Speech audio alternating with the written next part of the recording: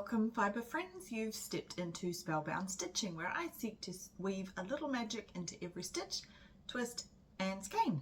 If you're new here, welcome, and if you're a returning viewer, welcome back to the first episode of 2026. My name is Kat and I am an avid crafter, dabbling in knitting, crochet, cross stitch, patchwork, dressmaking and baking. I'm also an indie dyer and I have an online store. I've also sort of started my journey into pattern design, which I plan to expand a little bit more this year, and a little bit of dabbling in spinning, which I will talk about later in the podcast. By day, I work full-time in cybersecurity. I live in Upper Hutt, Wellington, New Zealand, and today is Tuesday, the 20th of January 2026. We've just had Wellington anniversary, so we're back into it.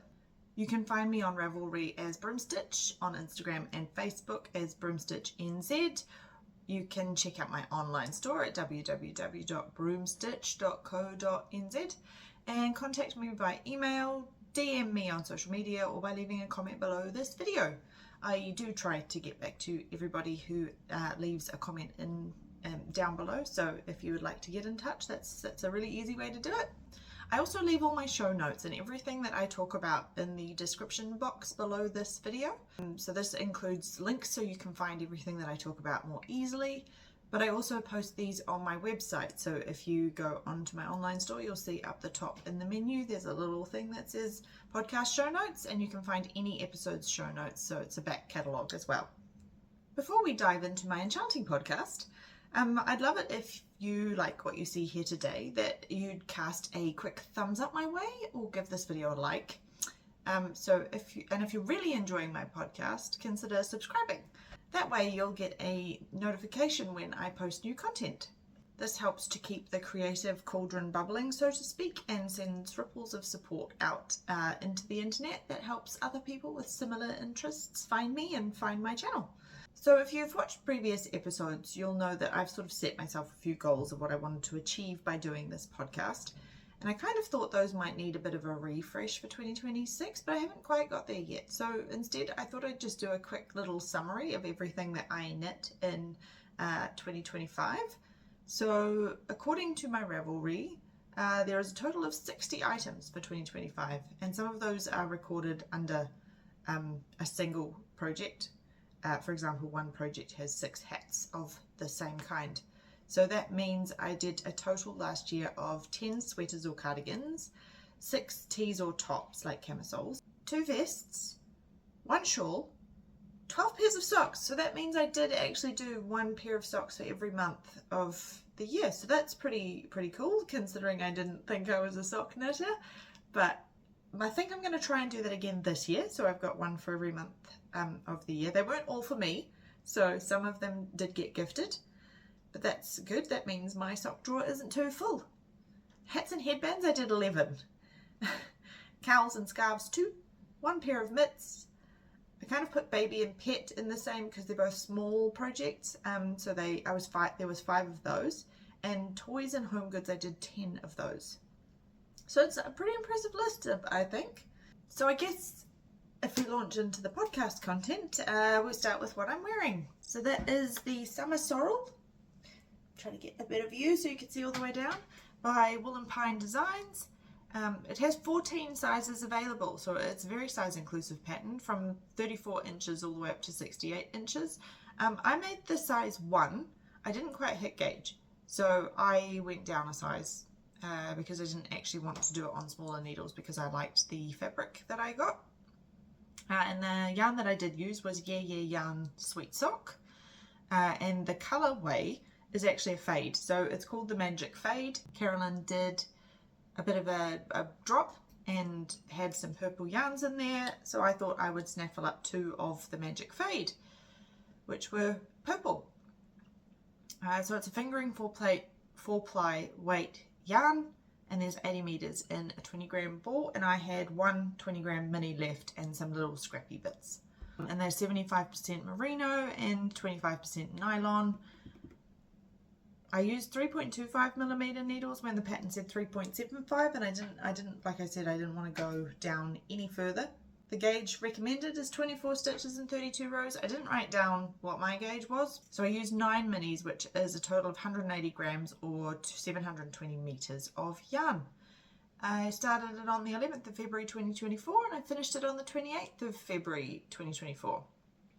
I guess a little bit about the pattern. It's designed to be worn with 2 to 6 inches of positive ease, so you can see there's a little bit of positive ease on mine.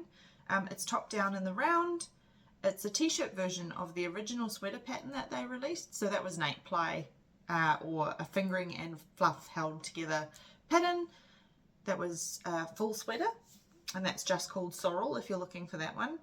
So this one's a 4-ply version. It's got an I-cord wide collar, and I quite like it. It doesn't ever slip off my shoulders, and the I-cord means it's quite stable, so there's not a whole lot of stretch, so you wouldn't actually want it too much tighter. There's short rows at the back for the first pattern repeat, I believe, and it's got these cool drop stitches. Not drop stitches, what are they called? It's a stitch where you drop down into the row and pull it up, so you get this lovely like heart-shaped pattern radiating out from the collar. You might notice that it is all pearls. Let's stand up and see if you can get a better view. But it's actually knitted inside out, so you don't have to purl the whole thing. So once you get to the bottom of the body, you flip it inside out and you knit it all stockinette, so that you don't have to purl everything. There is both written and charted instructions for the yoke, and Alpine Designs always includes video tutorials for all of their patterns where there's specialized stitches. It comes with a password inside the pattern, so you can access the link once you download it. So that's what I'm wearing.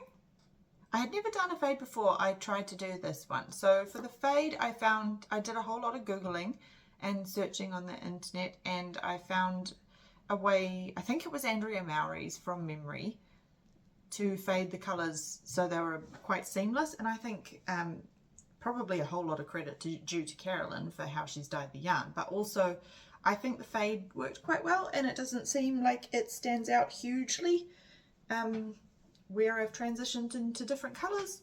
I saved a little bit of the darker colours for the ends of the sleeves so they would sort of match up and I wouldn't just end up with really dark ends of the sleeves where there would be a hard line.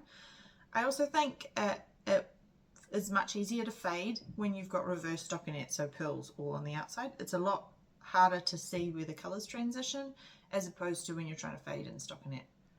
So following the normal podcast schedule, I usually tell you what's in my cup, and today it is just a regular old flat white because it is the first day back at work for the week after the anniversary weekend, so I might need it. I hope you've got something nice to sip on in a project while you join me as I honestly go through a bit of a whip parade, or maybe a new cast on parade. But first, before we get there, I usually do finished objects next. So the first couple I don't actually have with me because they were Christmas gifts, so I'll just run through those quickly. The first one is Gnome, pun intended, by Schira, who goes by Imagined Landscapes as the design house. There are heaps of sizes available because it really depends on what yarn and needles you choose to use. So I did mine in a fingering 4-ply weight. I bought a couple of minis from Prosper Yarns when I went to Fibertron last year. I don't know what the composition of the yarn was because I didn't pay much attention. I just wanted the colours. So I did them in red and brown from them and just grabbed some cream from my scraps. So the recommended needle size for fingering weight was 2.25 and 2.5 millimeter needles. So I used those, and the gauge was 28 stitches over 44 rows, which I managed to hit with bigger needles because it's smaller circumference for me. The quantities needed suggests you need 30 grams total for the yarn, for the whole gnome, if you're using fingering weight yarn, which is 114 meters. I started on the 6th of December and finished it on the 10th of December because I was giving it to my mum for a Christmas gift, and we were having our family Christmas on the 13th of December. So technically the gnome's name is Nora, and I used the pattern, but I also found a colour scheme and a different beard from another gnome called Nolan that is only available in one of her books. So I was like, yep, I'm going to make this gnome. I opened it up in Ravelry, had all my supplies ready to go, and realised that I couldn't make that one because it was only available in a book, which has happened to me a couple of times lately, actually. So I found another one that I thought would look pretty good as a Christmas gnome, and used Nolan's colour scheme, but used the pattern for this one. I made his body a little bit taller, so that's about the only modification that I made, and a different beard. I filled his base with marbles so that he stands up, and he was sitting on Mum's coffee table when we turned up for Christmas, so that was really nice. So that's that one, the first one. And the next one that I don't have were some more DK vanilla weight socks by the Crazy Sock Lady. This is my favourite pattern to use for DK socks because it's so simple and it works every time and it fits everyone really well. There's 3 sizes available in the pattern, and I made the medium for my friend. I purchased some blank sock yarn from Miss Knitty, which is 80% superwash merino and 20% nylon, so that I could dye them up in like a pretty lilac kind of colour because she's also a purple girl. And I couldn't find purple sock yarn that I liked for her. I particularly wanted the lilac-y colour for her because she always has her nails done in pastel purples, a little bit like mine at the moment. So I figured that would be better instead of the dark purple. And she was very excited when she pulled out some socks for her birthday. I used 2.75mm needles, where the recommended is 3.25mm needles, because I like a tighter gauge on socks. I feel like they wear a little bit better. The gauge is 7 stitches per inch, and it says you need 100 grams, but I never quite finish off the ball when I'm making the medium size. I've usually got about 20 grams left, so you could get away with 80 grams.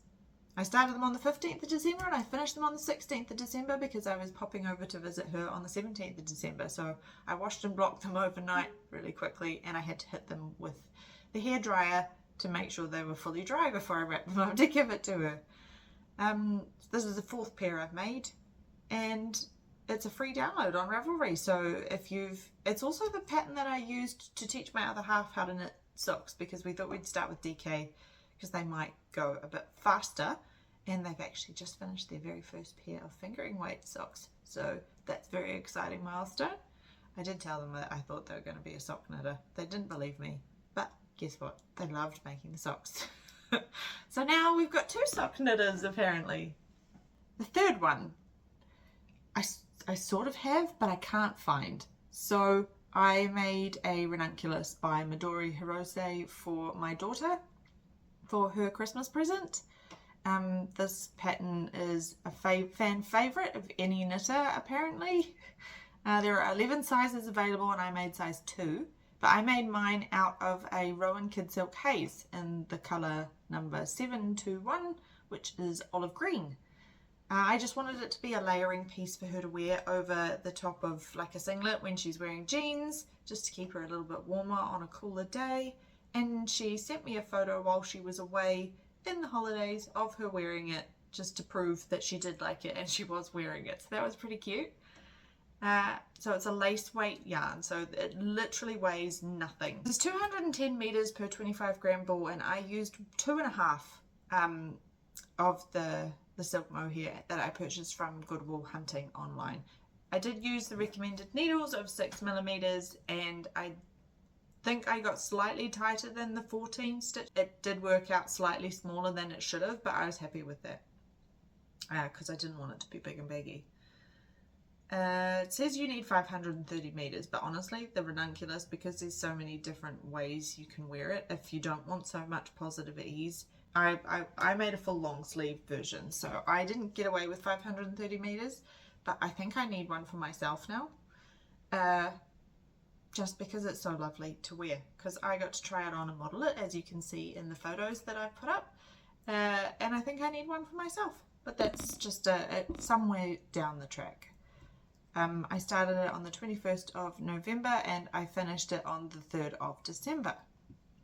So, if you don't know, the Ranunculus is knit top down in the round. It's a circular yoke construction with a bit of lace work on the yoke. It has short rows in the back and in the front. I omitted the ones in the front because I didn't like how mine sits, because I feel like I'm constantly pulling it down. And this one seemed to fit much better. I also know from watching other people's podcasts that I'm not the only one that struggles with the neckline. So I cast on 90 stitches, did the ribbing, and then went from there, because that's the first increase for the larger neck. And there's no, honestly, every time I've tried to cast it on with the 60 stitches that's recommended, I can't get it over my head. Doesn't matter what kind of yarn I'm using, whether it's DK or fingering or lace, I can't get that over my head. I don't know what I'm doing wrong. I did use the recommended cast on. I tried several different cast ons, couldn't get anything to work. So I just jumped down to the first row, which is an increased row, and says you need 90 stitches. If I did find it for you, it would probably be a little bit crumpled because, you know, teenagers. But anyway, that was the third item that I finished. So now let's get on to some that I do actually have to show you in person. And the first one that I have, let me dig it out, is my Alpine Bloom by Caitlin Hunter. Now there's 9 sizes available in this pattern, from 91.5 centimeters to 173 centimeter bust. And I made the size 2.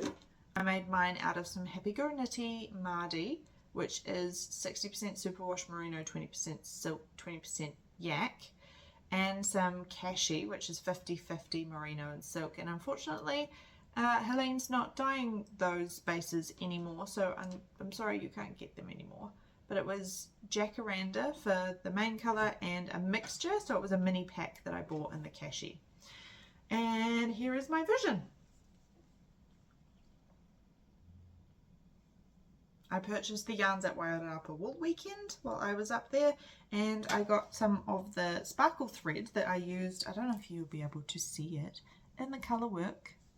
No, it's not really showing up, but it's this stuff from Fancy Yarns Australia. So that is the Go Handmade Glitter Deluxe, and it's just a little thread that I held with it.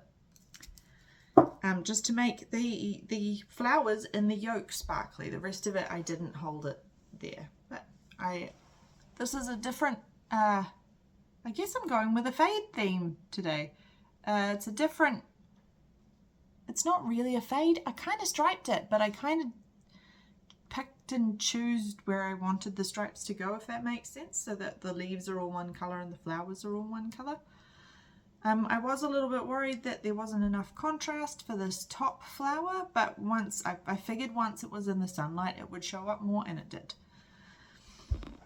There's short rows. It's a round yoke sweater, colour work, stranded colour work. Can we see the floats? Yep, there's the floats in the back. It has short rows at the back, but I added a few more. So another 4, I think, short rows, because I liked there to be quite a distinction between where my sweaters sit, and I find that works really well for me. There's a danger zone for me, which is like if a sweater hits me here, I can't wear it. It either has to be above or below, because otherwise I feel like I'm constantly being touched and choked and I end up fidgeting with the sweater too much. So by adding a little bit more to the back short rows, I can usually get a pretty good fit. When it's shallow short rows, it's not good. So this one's, it's intended to have the lace grafted onto the sleeve, so you cast on with the lace at the neckline, and then you're supposed to knit this piece separate and graft it. I just flipped the chart upside down, taking a lead from a couple of other people that I had seen do it on their podcasts, and it worked out fine for me. I mean, it's not as neat, like you can see it's a little bit bumpy, but I don't mind that. And to be honest, I think it was worth it for the headache that it saved me. And I added it to the bottom as well. You're supposed to just do rib, but I wanted it to be consistent throughout. So we've got lace on the sleeves, lace on the hem, lace on the neckline. Yeah, I don't know what else to say about it other than I love it. And I wore it when I went away on my holiday, and it was perfection. And it's going to be a staple piece in my wardrobe. I think I'm going to attempt to wear it into the office if the weather decides to be a bit kinder to us this week. It's been horrible. We've been very low temperatures and rain for summer. I think it was about 19 degrees was the high last week. Yeah. Oh, and I also added a little bit of waist shaping, which you can kind of see. I had a bit of a disaster, to be honest, because I realised when I was about halfway through the colour work that I had missed this stitch in between the motifs. So mine were all touching. And I looked at the chart and it was like, so the chart was there and it was kind of off to the side and it had a little note that said, "Don't forget me." Well, I forgot you. So I sort of had to go back and try and fix it and put the stitch in, which I've managed to. And you know, it's not perfect, but I didn't want to re-knit all the colour work. And it seemed to work, but by doing that, it meant that I sort of picked up an extra stitch in between each motif. So I was actually knitting the yoke for the next size up. So once I got down into the body, I had to do some decreases so that I ended up with the right number of body stitches so that I didn't have a huge baggy t-shirt for me, because that's not how I like to wear my clothes. This is the positive ease that I like. So that wasn't a whole lot of fun, realizing that and then having to drop down and pick up the stitch. I think I was halfway through the second colour when I realized, or maybe even a bit further, but I realized when I was knitting on this on Christmas Day that that's what I'd done. So I sat there with my concentrating face on while everyone watched Christmas movies and fixed my sweater, because I wasn't redoing it. Now that I've done it, I love it and it's finished and it's great. And I'd say the difficulty for that is intermediate, just because of the colour work. And if you haven't got any experience reading charts, or if you're a dummy like me and you miss the little stitch out to the side, you could end up in a little bit of pain, which I did. It says the quantity needed is 663 meters of the main colour and 263 meters of the contrast colour. I didn't use anywhere close to 263 meters for the main colour. So I've got heaps left over from my mini set, so I'm going to have to find something else to do with those little bits of silk and merino.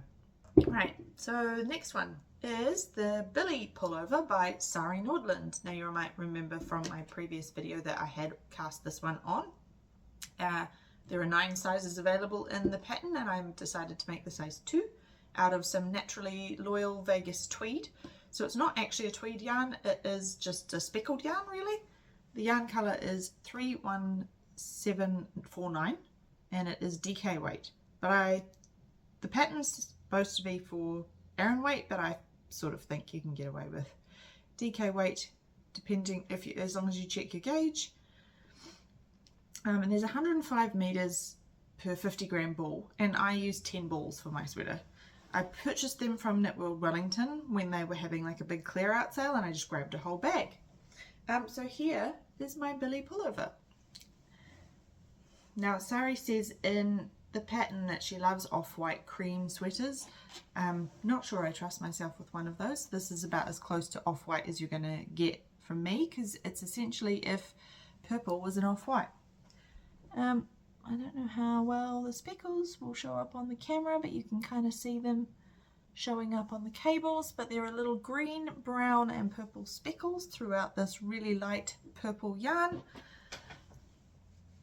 The gauge is 20 stitches over 22 rows, and you use 4mm and 4.5mm needles. I literally ended up with like 2 meters of yarn left because I knitted the whole sweater, then I cast on for the round, the double folded neckband, and I just thought I will keep knitting until I think I've got just enough to bind off and sew it down, and this is what we've ended up with. And I actually quite like it because it's not too high, staying away from the danger zone. Can't recommend the pattern enough if you want to give cables a go. It looks really complex, but it is not. So essentially there's a lot of rest rows where you don't actually have to do cables, but it's got these cute cables down the raglans, which are a tighter cable than these big ones here, and then just honeycomb cables. There are several places that I noticed when I was knitting that I'd done the cable the wrong way at the edge, so it was swirling around instead of making a honeycomb shape. So I had to go back and fix them, but it wasn't that major. I also really like this one. That was in the vest that I designed for Jordan. When I knit it and tried it on, it was really tight fitting, like it clung to me, and the sleeves ended about here. And as you can see from the photos, once I washed and blocked it, it was perfect fit with a little bit of positive ease, probably about 5 centimeters. Top down in the round. So you just pick up the sleeves and work those later. Establishing the moss stitch pattern was probably the trickiest bit. So it really wasn't that hard. I love how she's disguised increases and decreases, both for the sleeves and for the body of the sweater, and where it changes, it transitions, so you can't even see where you've done the decreases, to be honest. It's very well written, there's very clear instructions.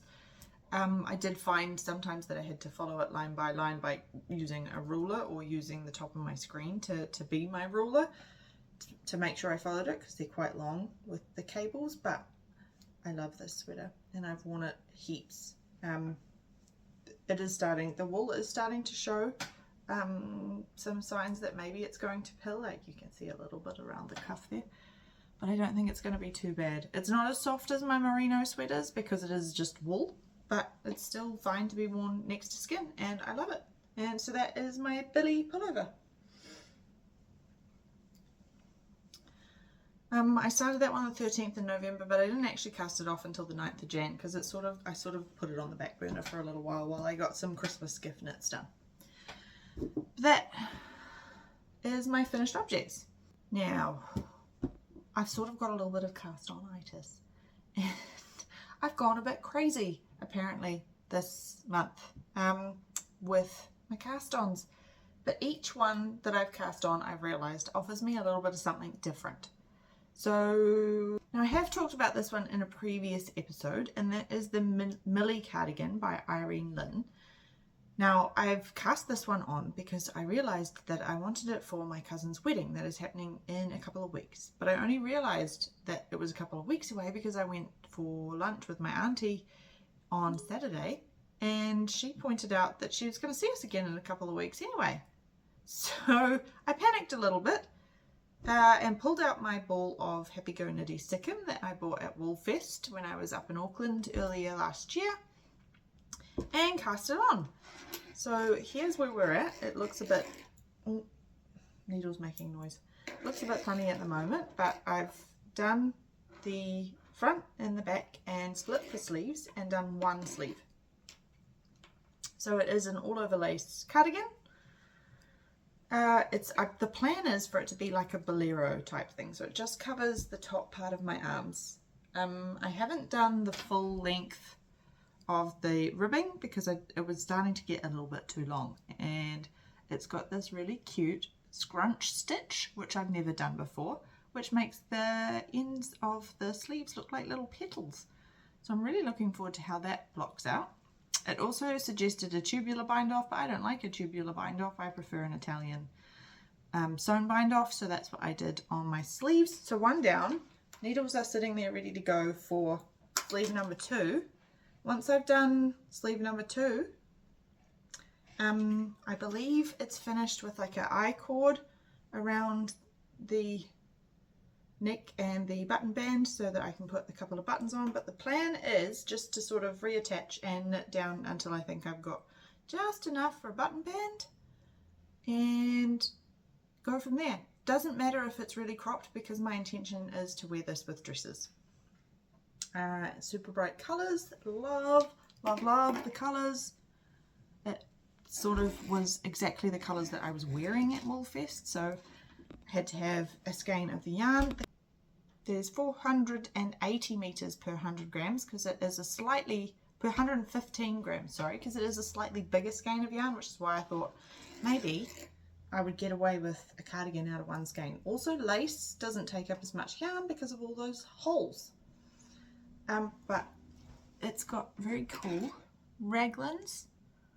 The other modification that I did is all of the cables were meant to go the same way, and I didn't do that. I made them go inwards and outwards at the back, so they, instead of cabling left, I cabled right in 2 of them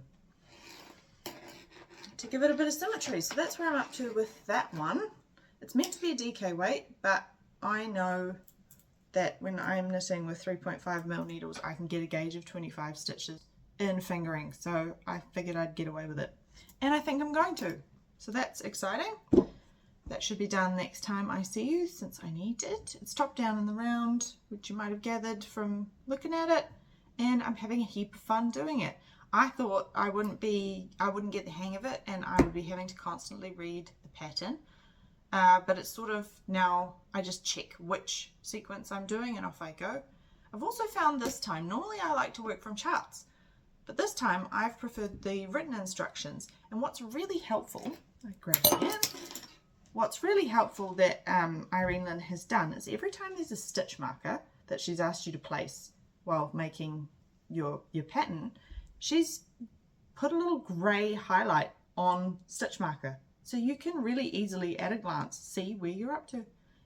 Genius. Something so small made such a difference when reading the instructions. So that's the Millie cardigan by Irene.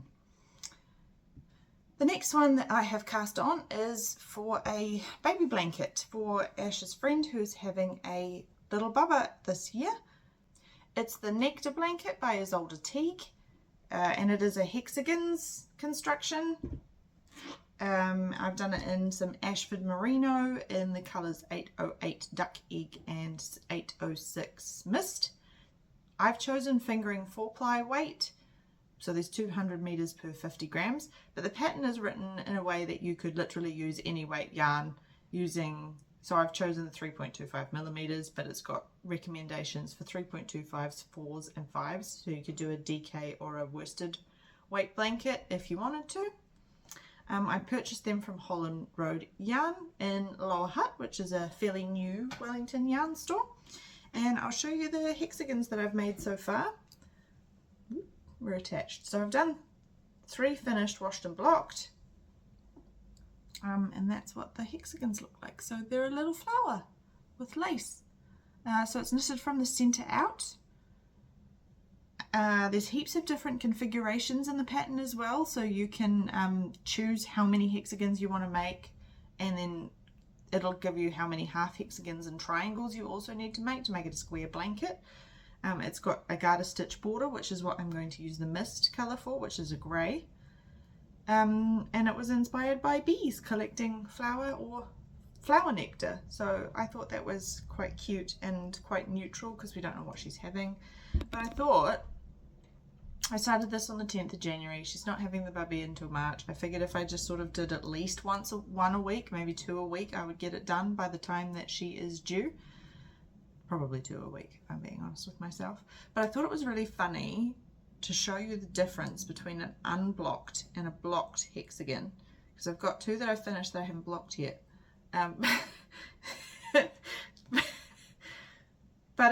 Yeah, that's an unblocked hexagon and that's a blocked hexagon. So it just sort of shows you how good blocking can make something look. I've also left really long tails on my hexagons so I can sew them together. Yeah, so I finished 2 that haven't been washed and blocked yet, but I thought you would like to see because that's funny. And one of my friends who crochets but doesn't knit came over the other day, and she was like, man, if I'd knitted that, I would have thought I sucked. No, I said, no, that's why you wash and block. And I explained it, and she was fascinated, and she's going to go home and try it on some of her pieces that she's crocheted. So that is the Nectar blanket by Ysolda Teague. The next one is the Awen sweater by Meghan Babin. There's 9 sizes available in this pattern. It is unisex in the pattern. I'm making size 2. I'm using Outlaw Darkness DK, which is 55% coloured merino, 38% white merino, and 7% cashgora for a little bit of extra luxury. So the Darkness DK comes from the black merino, the coloured merino that is used in the wool, and it gives the colours a richness. That I've shown the colour I'm using on the podcast before. It's called a King's Ransom, and I bought it from Deb's online shop. But it is an all-over cabled sweater, and it's in pieces. So this is a sleeve, and this is the raglans. So it kind of goes like this, So I've done one whole sleeve in this very intricate cable pattern. We're up to here on sleeve number 2. And then of course once that's done we get to start on back and then on front and sew them together. Pick it up around the neckline for folded over neckline. It uses 3mm, well, it recommends 3.5, 3.75 and 4.5mm needles. I'm using 4.5mm needles for the body and I'm using 3mm needles for my ribbing just because I like tighter ribbing, and so does the person that I'm making this sweater for. My row gauge is out. I don't really know how to fix that without altering my stitches and holding the sleeve around the person's arm. It fits them perfectly, so I've just had to shorten it a little bit, and I think that's going to lead me to some fun and games when I get to sewing it together and figuring out how the neckline works. But we'll cross that bridge when we get to it. I've also left a long tail for sewing in because I've made one of Meghan Babin's sweaters before and didn't do that, and it was just a little bit more painful trying to sew everything together. So that is my Awen sweater. I started on the 12th of January. It was inspired by the woods of the Hudson Valley. Yeah, Ash likes geometric looking cables, so not so much the swirly ones like in the Billie, but more the jagged looking organic shapes. So that's why I've picked this one for them, and I've got another one of hers in my queue to do for my dad. So I figured if I've got a whole bunch of heavily cabled garments, I might as well just keep one on the go at all times. And I've also started a pair of socks because I didn't have any of those on my needles. So I've started another pair of Black Cat Knitting Co. favourite socks for me. I knew I wasn't going to have enough left over of the yarn from doing the ones for Ash that I did in the test knit. So I dyed a mini up to kind of go with it, because you can see there is that purple running through. And this is how sock number 1 has turned out. If I could do it again, I'd probably do the toe in the purple mini and the heel, and then carry all the way up the cuff in the locomotive sock. But I decided it wasn't worth ripping it out, and also if I want to fold it over, I think that's kind of cute. So one down, one to go. We've cast it on. We're getting there. It is a Lincoln Merino blend from Joy of Yarn in the colourway Something Good, which is named after Big Runga's song. Doing it on 2mm needles because I always do my socks on 2mm needles, and this is size 1. They're knitted toe up, so I've had to be very careful with making sure that it fitted my foot, because the reason Ash got the other pair is because they were too big. It's got a short row heel, so you knit back and forth to shape the short row. I started these ones on the 3rd of December, and due to Christmas being Christmas, they've sort of just trudged along as opposed to gotten done with any kind of urgency. So the pattern is based off Alana's favourite pattern that she used for socks that she's been doing for many years from Black Cat Knit Co. And it's accommodating for the instep. So I've got quite a high instep and arch on my foot, and the way that she does the bit just before you get to the heel means that you've got a little bit more room in there, so they fit really well. And the fact that there's ribbing on the cuffs but not on the sock mean they're really comfortable to wear and they stay up. And it's definitely going to be alternating between these and my generic vanilla sock pattern, I think, in the future. If I feel like something different, I'm not usually a fan of toe up, but if I've got specific yarn that I think will fit the bill, I think I'm going to go with Alana's pattern from now on. Highly recommend it. This pair, I've hardly had to look at the pattern, I've just checked my numbers. So making sure when I got to this stage I had the right number of stitches on my needles. I think the last thing that I've cast on is another Misurina by Caitlin Hunter. So I got some yarn from the Kindly Dyer at whited up a wool weekend when I was there in some yarn dyed with logwood, which makes purple, and Coreopsis flowers, which makes blue, in her flora base, which is 100% merino. And here is where we're at. So I've done the colourwork yoke, top down and the round. There's a little bit of lace up here. There's cables in between the flowers, so it gives you a little bit of everything. And now I'm on to the body, which is, I've chosen to do the pearl texture for this one, on 2.75mm needles and 3.25mm needles. The recommended is 3.5. I went down a needle because I've done this one before and I knew that's what I had used, and I liked the way that one fitted in size 2.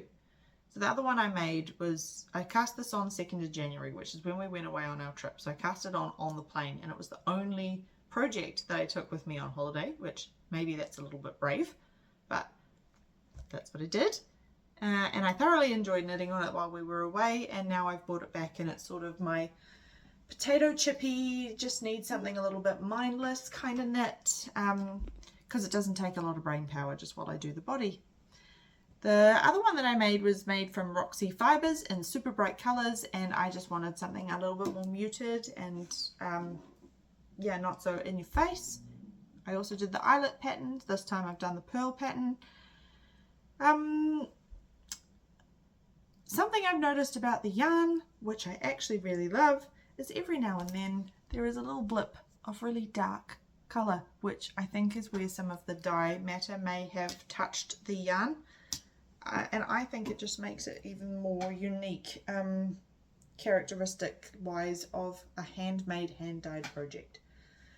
So I love the way this looks. It's going to be really warm. I honestly can't tell you how soft Kerry's yarn is. I kept squeezing it and doing this when I was casting it on. I'm really looking forward to wearing this one. And you know what? With the weather being what it is, even though it's like pretty much double stranded because of the colour work, I think it's going to be fine enough temperature to wear it in summer, where normally I would use it as an autumn top. I'll show you my floats so you can kind of see the flower on the back.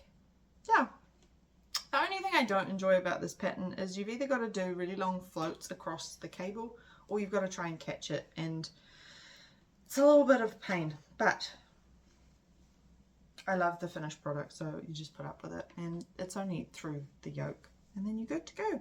I think I will also do sleeves maybe a little bit longer than this one. Yeah, I like it to cover my arms a little bit more, so maybe it only has a couple of rows in the pattern, so I think I'll just keep going to get the sleeve length that I like. That's my Misurina. So because I finished so many objects and because I've cast on so many objects, I don't actually have any works in progress. So there's nothing that I'm actively working on. There's a couple that are kind of languishing, and yes, I do need to go and pick them up, like the shawl that I've got going on. But I find if I've done something not quite right with a project, or maybe I'm worried about running out of yarn, or maybe I've had to unpick it a couple of times, it ends up becoming a bit of a languishing whip. Because I kind of sulk at it. So they're kind of in the naughty corner at the moment, and I'll sort of pick them up once I've got through some of this massive pile. But it will definitely be done. I do need to get onto the shawl because I want that to be done by autumn. I would also normally talk about my queue, but I'm kind of thinking I might do a separate video for that and do my plans for what I plan to knit in 2026 instead of just doing them a little bit at a time. I'm not going to do, I did 60 objects this year, but I'm not going to plan for like 60. I was thinking 26 and 26, inspired by Bibi's 20 and 25, and now 20 and 26, because like Bibi said, it kind of gives you a little bit of wiggle room to see when something else takes your fancy and you on a whim want to cast something on, but it also means that I'm going to knit through my stash. So that's sort of one of the knitting goals for this year. So I guess I'll take you through those when I figure everything out and have time to record a little bit more content. But I will quickly talk about a couple of new patterns that I have discovered, new designers, just because we're supposedly in the middle of summer in New Zealand, and all the other podcasts that I'm watching at the moment have full sweaters because it's cold in the Northern Hemisphere. And I thought I'd just talk about a couple of summer tops that were brought to my attention when cruising Ravelry or watching other podcasts. And the first one is the Mermaid Whispers top by Camille K. Comes in 6 sizes, from 81 centimeters to 125 centimeter bust, so it's not terribly size inclusive. So you'd have to do a fair bit of work if you wanted to do a larger size, but potentially could ask the designer if they've got any plans to make it more size inclusive. It does recommend a 5 centimeter positive ease, and it's done in sport or 5-ply weight yarn. But because it recommends a cotton blend or similar, I tend to find like even DK cotton blends, if they're not particularly fluffy, you can get away with doing a 4-ply or a 5-ply pattern, or vice versa. If the 4-ply is a little bit heavier, then you can get away with using that for a 5-ply project. It says you need between 570 and 960 meters. I would also suggest that this pattern's probably for an experienced knitter, just because it looks like there's a whole lot of techniques in there with the lace and the way that the button band looks like it's double knitting. There is a button band, there is different finishings around the armholes and the back. It just looks like it would be a fun challenge, but definitely a challenge. Recommends 2.75 mil and 3 mil needles for a gauge of 24 stitches over 31 rows. It's also done bottom up and back and forth in one piece, so it's kind of like a tank waistcoat style top, but I think it would be a really lovely summer addition to a wardrobe. And the next one that I found was Cicady by Alicia Plummer, who goes by Two Little Plums as her design house name. This one's got 10 sizes, so between 88 centimeters and 158 centimeters around the bust, and she recommends a 15 centimeter plus positive ease. It's designed in worsted or 10-ply yarn, but she also recommends a plant fiber like a linen. So again, linen's one of those things that softens up and puffs up a little bit, so you'd probably want at least a DK, but you could possibly get away with just using a DK instead of a worsted or 10-ply. I also find in New Zealand there's a bit of a there's not a huge line between Aran, worsted and DK, and some can be used interchangeably. It sort of just depends on the look and feel of the yarn that you happen to find on the day. So this one's on 6mm needles, and you'll need 550 to 960 meters, so similar kind of quantities, but you get a much bigger garment because of the 6mm needles. This one to me looks like it's probably an intermediate rating. The gauge is 15.5 stitches over 20 rows, so it would honestly fly off your needles. She's also included meterage for fingering held double, so you could use a fingering weight yarn held double to get the worsted kind of the worsted thickness of the yarn. And she notes it's also suitable for wool blends. It's front and back are knit flat, and then it's joined at the shoulders with a 3-needle bind off, and sleeves are picked up and knit in the round. She's also got instructions on how to make it feel a little bit more stable around the edges for using plant-based yarns. But the description that I particularly liked was, it is a lazy summer moment and even the studious bees collect pollen in the languid, unhurried movements. So it's sort of, I think it's just a great chuck it over your shoulders when it's hot and summery, but maybe it's a little bit breezy, so you're not going to absolutely melt, but you're also going to have something covering you up a little bit. Thought it was very cute. Alicia Plummer has so many patterns that I love, and you should definitely go and check her out, and I'm definitely going to have to add a few things of hers to my to-do list. Now, acquisitions might be a little bit long because it was Christmas, and of course I got spoiled, but I think I will start with my Handmaiden Yarn Club. So Amy released spaces for her 2026 Yarn Club, and this year she decided it was going to be birthstones. And because I'd got her Gemstones Advent Calendar, which I will show you a little bit later, I loved what she'd done with that, so I figured I would get her birthstones yarn, and Ash and I are going to share it depending on who likes the colorway a little bit more. So for January, the birthstone is Garnet, and I'm feeling pretty confident showing this because Amy's put it in her newsletter today. But that was the yarn that arrived.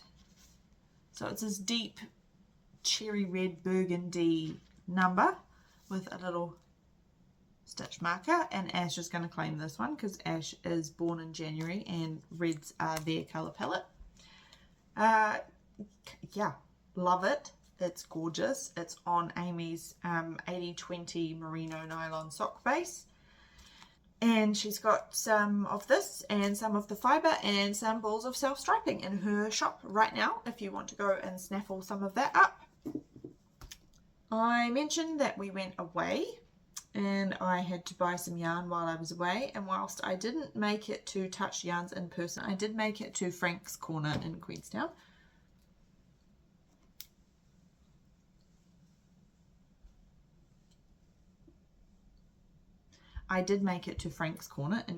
Where I managed to acquire some Touch Yarns.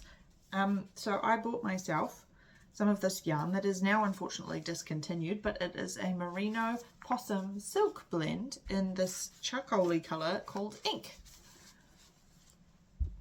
I bought 3 of these. It's fingering weight, 400 meters per 100 grams, I think. Yeah, 420 meters. And I'm going to make myself a neutral cardigan.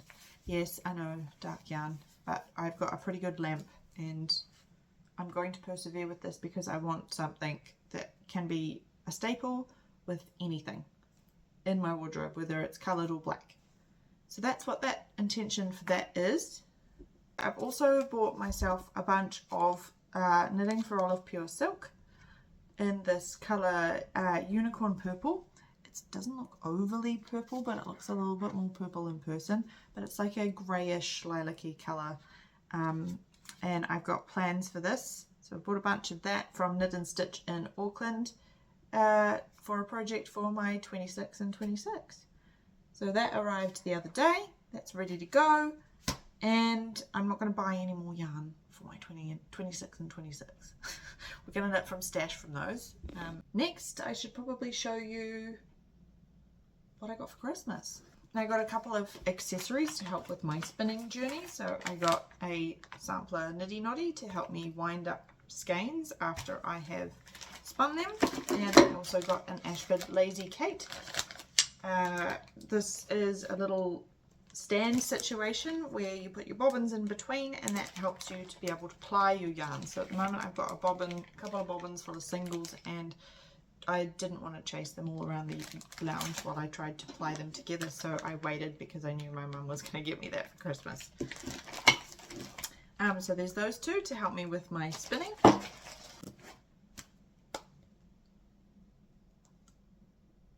I'm so excited. I got the Japanese Knitting Stitch Bible by Hitomi Shida for Christmas, and it is the most beautiful book. I had got it out of the library once before, and it's got tons of different patterns for cables and lace, and they're just the most exquisite things. And I think I'm going to have to do myself a bit of a journey in swatching so that I can try some of the patterns out, because there's some outrageous stitches that I've never heard of that look incredibly daunting, but I want to give them a go. So I think with a little bit of planning, I might end up making myself a blanket with a bunch of different lace motifs from this book. We'll see. I haven't actually come up with a plan. I just got very excited. There are 2 versions of this book. There's the 250 Japanese knitting stitches, and this one has 260. I don't know if they're the same or different. I haven't actually had a chance to compare, but really looking forward to giving some of them a go. It's also got recipes on how to build your own sweaters from the lace patterns here, so I could potentially design myself some sweaters using the motifs and the instructions in this book. Last lot of yarn. This is going to sort of bleed into the indie of the episode and the podcast of the episode, but Little Mill on the Hill is a independent mill, and I got some of their yarn for Christmas.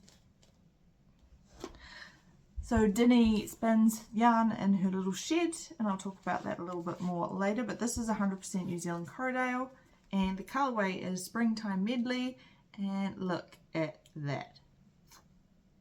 I haven't decided what I'm going to do with it. It's definitely going to be outerwear, because while it's quite soft, it is a little bit scratchy. And some of the skein, like there are some differences in the skein, so I'm going to have to do helical knitting or do changing balls to make sure that they blend in nicely together. But how's that for different? That's not my normal colours, but I love it so much, I just had to have it. And I guess because Ash was shopping for me on Dinie's website, I also got this little sample of millspin yarn. I don't know how much is there, it's just a bit of fun. This one's called Walking in the Meadows. So I don't know what I'm going to do with that, but that's just a little piece of treasure to go in the stash. So that's my little mill over the hill. And the last thing I'm going to show you, well, not the last thing, I'll give you a quick look at the advents that I opened up to. But my mum is incredibly clever when it comes to handmade things. Like her entire house is a handmade Christmas basically, and she's just super wonderful, and she decided to hand make me some gifts for Christmas. So the first one is this lovely project bag, which you can see is lined with purple. Look at the zipper, how fab is that? Oil slick. She said, oh, I have to say sorry because it's pins, it's not knitting needles, but I don't care. Look at it, it's so cute. And I think because of the size that I am, I could probably get a whole sweater's worth of yarn in here, and it sort of just stays open by itself. So I got a new project bag, handmade with love by my mum. She also tucked a few other bits and pieces in there. This one I'm just going to show you just because it is gorgeous, and she's cross-stitched me a little moon and some mushrooms, a little ornament. And that's not going to be exclusively for the Christmas tree. That is going to hang on my china cabinet on the handle so I can look at it all the time.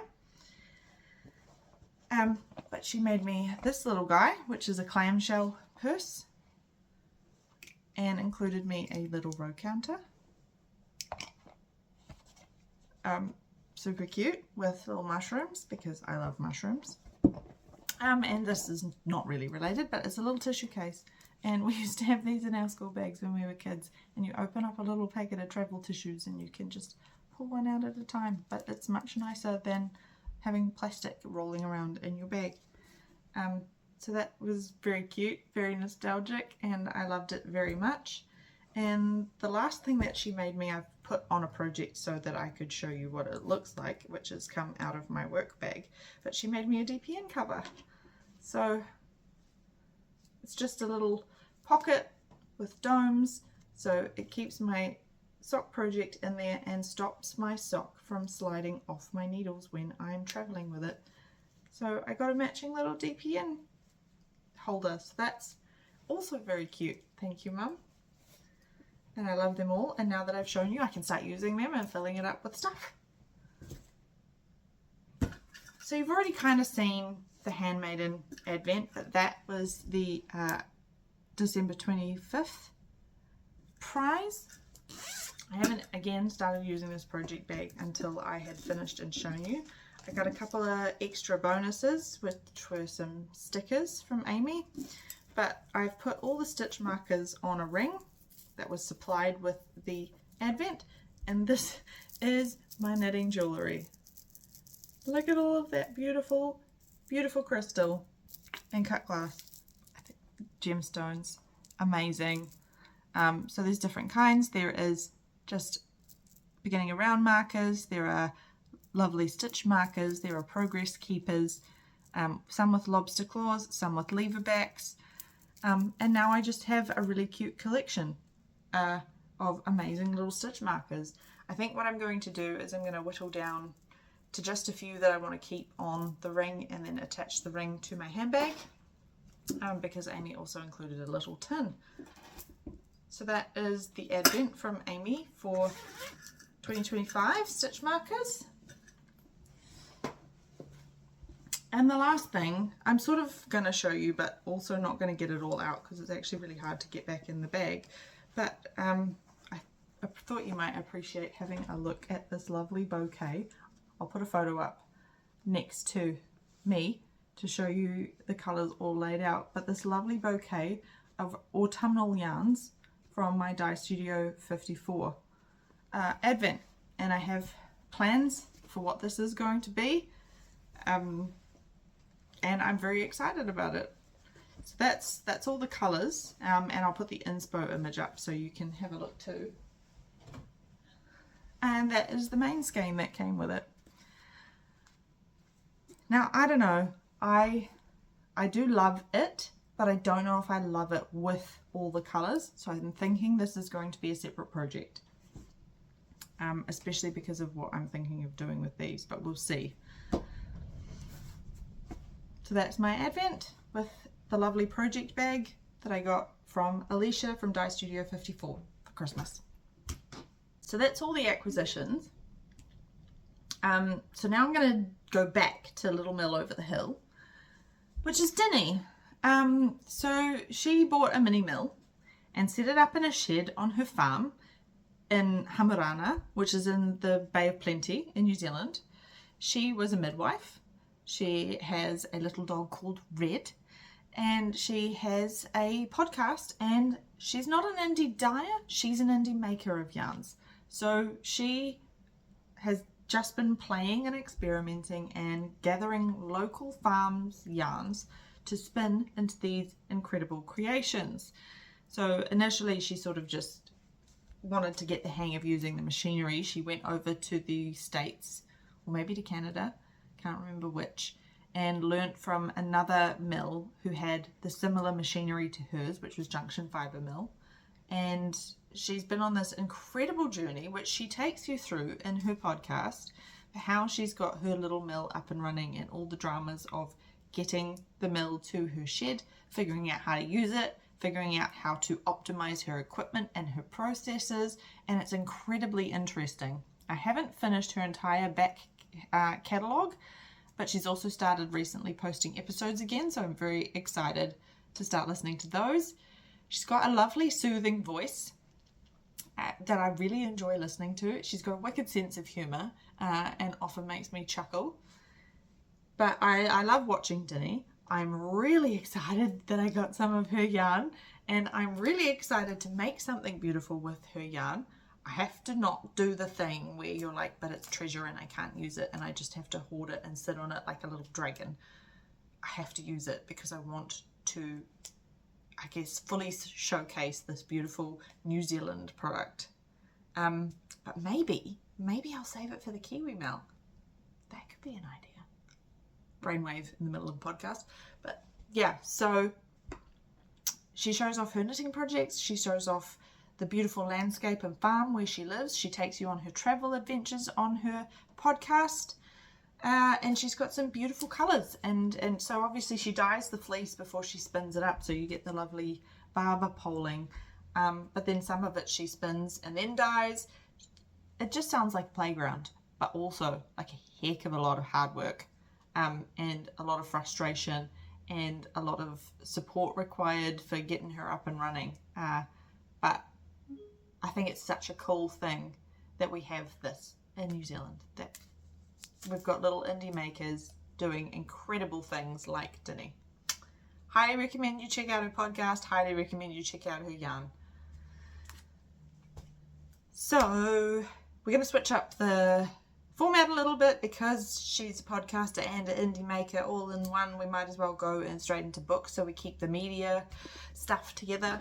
I've done a lot of reading lately, and by reading I mean audiobooks, and I didn't quite hit my goal for 20 books in 2025. I got to 19.9 books.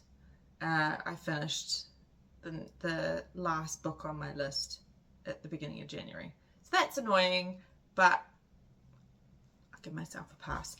The year before, I read, I think, 1, maybe 2 books. So I've made a huge jump, but also I've made a huge jump since, well, so the last time I talked to you a little bit about GodKiller by Hannah Kaner, which is this high fantasy, incredible world where you're following very unlikely companions on their journey throughout this mythical land that is plagued by gods and people alike. And it's obviously a self-discovery journey for some of the characters. There's a lot of character development, but it doesn't feel like you're slogging your way through this character trying to understand themselves.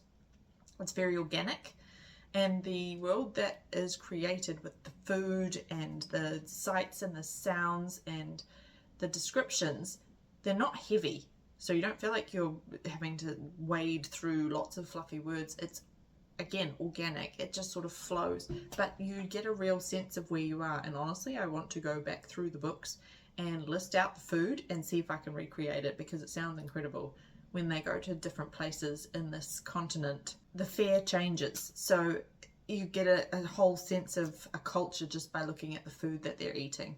So I did the 3 books of those: GodKiller, Sunbringer, and Faithbreaker. I guess trigger warning, maybe not trigger warning. Fair warning, there was a point in the 3rd book where I was very deeply unhappy, borderline tears, because of the awful thing that happened in the book, but the end of the book did make me cry. So, not like bawling your eyes out crying, but there were definitely some tears shed and a little bit sad for a few hours after I finished the book. One of my favourite quotes is, "How am I supposed to re-emerge back into the world when nobody understands the trauma I just suffered at the hands of a paperback?" And I think that's pretty accurate with some books. You get very attached, they tug on your heartstrings, you get emotions involved, and with this one, I did end up crying at the end. So now I have started on Trial of the Sun Queen. There's 4 books in that series, and I'm on to book 4, because I've enjoyed them so much. I was watching Lovely Daynits, and Alicia, I just started this Trial of the Sun Queen, and Alicia said that that was one of her favourite books. So I've read through Trial of the Sun Queen, Rule of the Aurora King, Fate of the Sun King, and now I'm halfway through Tale of the Heart Queen by Nisha J. Tooley, and thoroughly enjoying them. The characters are very distinct. There's a lot of attitude, a fair bit of swearing,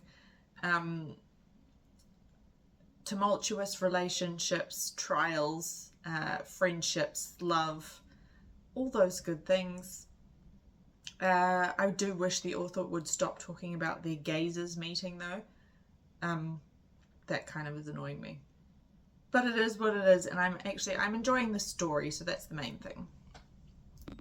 So if you've got any recommendations for me for books to read in 2026, I've stepped it up in this year. I want to do 25, and I think I'm well on my way to that. I've just also realised that I missed one of my acquisitions that is sitting here staring at me, and it should have been really obvious, but I also got a yarn butler. So it's just a spinning thing that you put a ball of yarn on when you're using single strand, slides down to the bottom, and it just spins and lets you work off it, and that's what I've been using to do the Nectar hexagons, because the Ashford yarn comes balled up, and it's been fantastic, and I highly recommend that everybody should have a yarn butler in their life, because I actually hate knitting off balled yarns where you have to pull them out and they wander all over the place, or you have to use a yarn bowl that doesn't quite work. Much easier when you're doing a centre pull from a single cake of yarn, but yeah, when it already comes balled up, I find them annoying to use, and the yarn butler has gotten rid of that annoyance.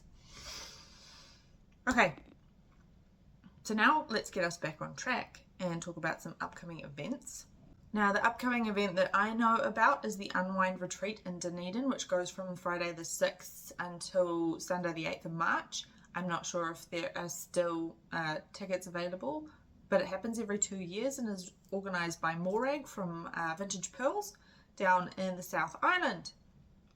So it's a multi-day event to celebrate fibercraft. You can find them on Ravelry and Facebook if you want to keep up to date with the news and make sure you don't miss out. I know there's plenty of spaces for knitters to gather. there's a marketplace, there is classes. I haven't been yet. It's on my bucket list, so to speak, and I hope to get there maybe for the next one. This year I wasn't sure what was going to happen with my job last year. I wasn't sure if I was going to be able to afford it, etc. So I sort of skipped this year, and now other stuff has come up that's going to get in the way. So maybe next time. So it alternates between Wairarapa Wool Weekend and Unwind. Every second year one of them happens. So if you're interested, go and sign up for the newsletter, or follow them on social media so you don't miss out on when the next one's happening.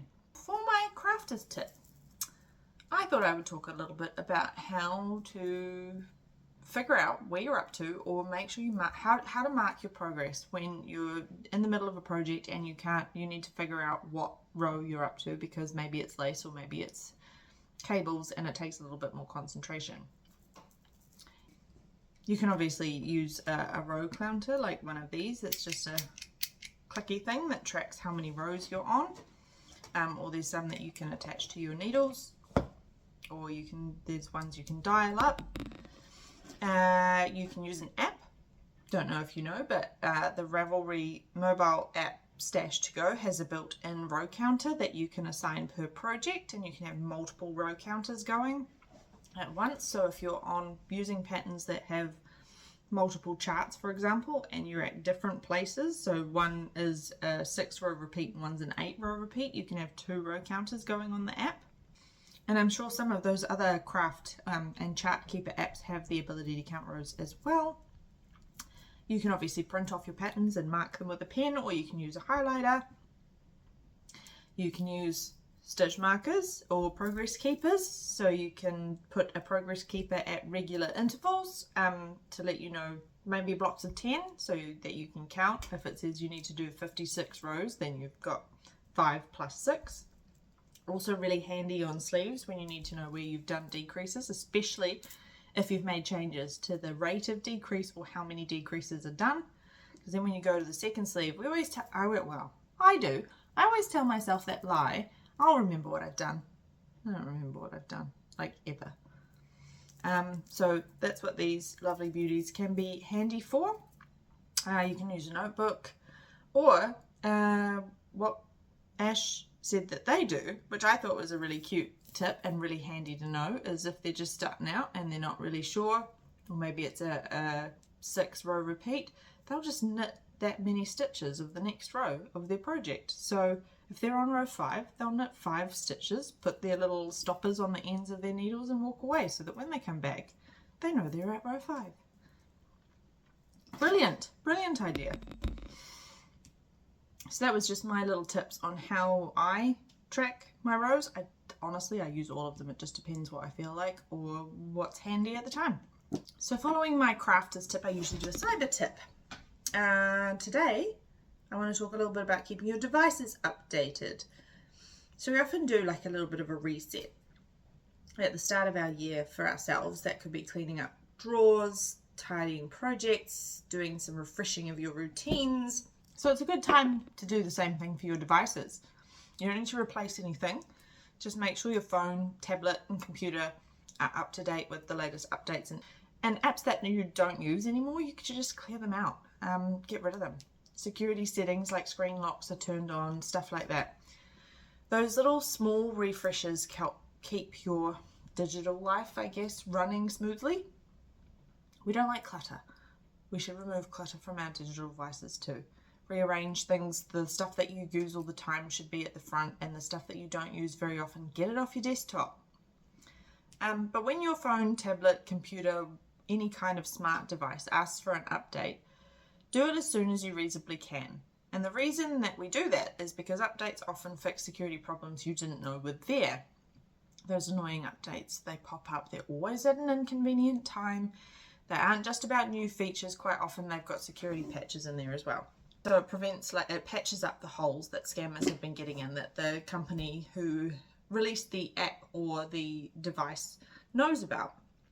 And also some that maybe we call it out in the wild, where stuff's happening already, so they know about it And sometimes they preemptively fix stuff that they think could result in those in the wild attacks. So delaying updates is kind of like leaving your front door unlocked just because you don't like having to use a key. Whilst it's kind of fine, it's also kind of not, and you're adding risk that you don't need to. So I guess some important things to remember is phone needs updates. Phones need updates just as often as laptops do, sometimes even more.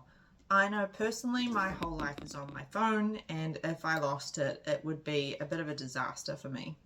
But also, it's not just your base software or your operating system that needs updating, it's your apps too. So obviously the easiest way to deal with that is to set them to automatically update. On your phone you can do it when you connect to Wi-Fi, it will check for updates and do it for you. On your computer you could schedule an update, or you could do it to just check whenever, and that means it'll do it without you having to worry about it. And I'd probably just say check in every now and then to make sure it's actually doing it. Smart TVs, tablets, iPads, any kind of smart device that you use, they all need updating too. Cameras, anything that connects to the Wi-Fi that has software that's running constantly should have some ability to check for updates. But also remembering updates often won't properly apply until you restart your device. So in like a computer or a phone, you need to do a restart for those to properly apply. Your phone should do it by itself. It's not the same as for a phone and a computer and an iPad, it's not the same as shutting it down, so turning it off and turning it back on again. You actually need to do the restart because there's different processes in the back that happen that sort of flush it out and reboot everything up with the new specs that have been applied from the update. If something's really old and it doesn't get updates anymore, it's called end of life, and that means it's probably time to replace it because you've just got probably gaping holes wide open that are leaving you vulnerable to potential attacks. Technology doesn't last as long as it used to, unfortunately, and it's sort of on a cycle of every 2 or 3 years things need to be replaced because they'll stop being supported by the manufacturer. I guess the easiest way to look at it is thinking about doing an update is like fixing a drop stitch. You want to fix it before it becomes a ladder, and it's a small effort now and it saves you from a bigger problem later. If we're going to turn knitting and computers to be hand in hand. So that's my cyber tip for this time round. Normally I do a bit of a broom stitch feature, but I'm not going to do that today because I think this is going to be quite long with all those acquisitions that I had to show you. So I'm going to go into my life update, a bit of a question for you guys, my audience, and I'll close off the podcast from here. So if you're not interested in that stuff, thank you very much for spending some time with me. I guess we'll go into the life update. So work's obviously stressful. We've had all of our changes from the restructure go into effect on the 1st of December. And then on the 16th of December, they let us know that they're scooping up our entire business unit and moving it to another agency. So that's happening sometime this year, apparently. So it's going to make 2026 an interesting one as well. 15 days of peace before another change, but I guess that's just life in public service. It's also an election year, so things are probably going to change again. So we just have to, I guess I just have to learn to roll with the punches and see what happens and take everything as it comes. So that'll be fun on a work perspective. Over the break, we had Christmas at my mum and dad's because it was my first Christmas without my daughter. She'd gone up to her dad's, so we went and spent time with my parents, so that was nice. Got thoroughly spoiled, as you can see. And then we went away from the 2nd to the 7th of January to the South Island. And now I've started back at work and I just feel like I need to go back on holiday, but I think that's a sentiment shared by everybody. Unfortunately, I didn't manage to win Lotto over the break, so I'm stuck with having to work. But that's okay. I do actually love my job. it's a lot sometimes. So we had an amazing time in the South Island. We flew into Queenstown and picked up our rental car. It was the 2nd, so it's a public holiday, so nothing was open. We drove straight down to Bluff because we figured it's only a couple of hours drive away, and when else are we going to go to Bluff? So we went to the end of the South Island and took a photo at the sign, had lunch at the restaurant. Unfortunately, the yarn shop in Invercargill was shut, so I didn't stop there. Went back to Tiano, so that's another couple of hours driving back up the other side. Tiano is a big lake in the lower central South Island, and we did a glowworm cave tour cruise. That was fun. Stayed overnight in some very cute cottages. Then jumped in the car and drove out to Milford Sound the next day, which is an incredible drive with the most incredible scenery. There's plenty of places to stop. Cut it pretty close with getting on board our boat for our Milford Sound cruise because we were too busy looking at all the beautiful things. But we made it and we stayed overnight on the boat. That was pretty incredible. The weather was absolutely perfect for the entire holiday. Next day, got off the boat, 9 o'clock in the morning, jumped back in the car, stopped at all the places back along the road that we didn't have time to do the day before, and drove up to Arrowtown, because Arrowtown is a very cute little gold mining town with original shanty settlements still there. There's a Chinese historic village there from the gold rush times. Because Ash hasn't been to the South Island and we needed to do some of the touristy things, and Arrowtown's just so pretty. We also needed to go to the Remarkable Sweet Shop and get a hold of some of their fudge. So then we went and stayed in the Cadrona Hotel, which is another Kiwi icon. Beautiful room, beautiful food, really great sleep in that hotel actually. Got up in the morning, headed up to Wanaka and had a walk around the lake. Went out to Bannockburn and did a winery for lunch and a tasting.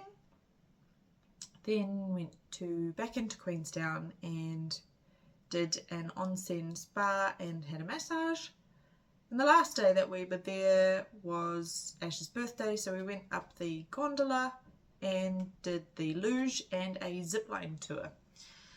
So I'll put a little bit of some of the photos at the end and a bit of a slideshow so you can have a look at some of the beautiful things we saw and things that we did while we were away. We did find a massive field of lupins and I took my shawl to take some photos in the field with all the pinks and purples. So that was fun, and I'll put some pictures of that at the end too. Yeah, and that's been my Christmas break, and I've come back to Wellington and it's been cloudy and rainy and cold and windy. Hoping summer might arrive in February, we'll see.